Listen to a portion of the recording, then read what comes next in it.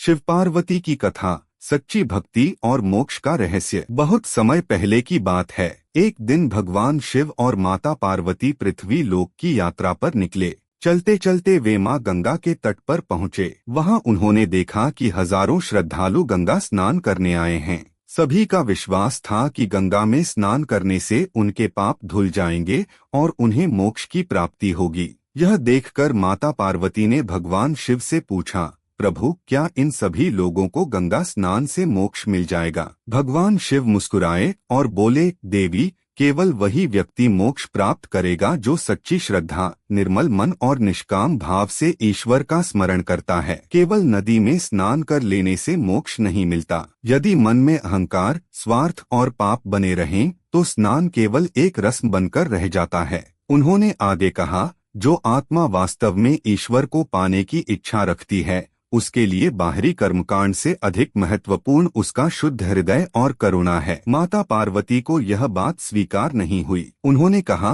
प्रभु, ये लोग इतनी दूर दूर से कठिन यात्रा करके आए हैं, निश्चित ही इनकी भक्ति सच्ची होगी। तब भगवान शिव बोले, आओ, इसकी परीक्षा कर लेते हैं। भगवान शिव ने एक कुष्ठ रोगी का रूप धारण किया और माता पार्वती उनकी सुंदर पत्नी बन गईं। दोनों गंगा तट पर बैठ गए। माता पार्वती लोगों से विनती करने लगीं, कृपया मेरे पति को गंगा स्नान करा दीजिए, शायद इससे उनका रोग दूर हो जाए। लेकिन अधिकांश लोगों ने उनकी ओर ध्यान ही नहीं दिया। कुछ लोग घृणा से दूर हट गए, कुछ ने दया दिखाने का केवल दिखावा किया। कुछ स्वार्थी लोगों ने तो माता पार्वती से उनके पति को छोड़कर उनसे विवाह करने तक की बात कह दी। समय बीतता गया, लेकिन कोई भी उस रोगी की सहायता के लिए आगे नहीं आया। आखिरकार एक साधारण सा व्यक्ति वहां पहुंचा। उसने बिना किसी हिचकिचाहट के उस कुष्ठ रोगी को अपने कंधे का सहारा दिया, गंगा में उतारा और प्रेम पूर्वक स्नान कराया। उसने बदले में न धन मांगा,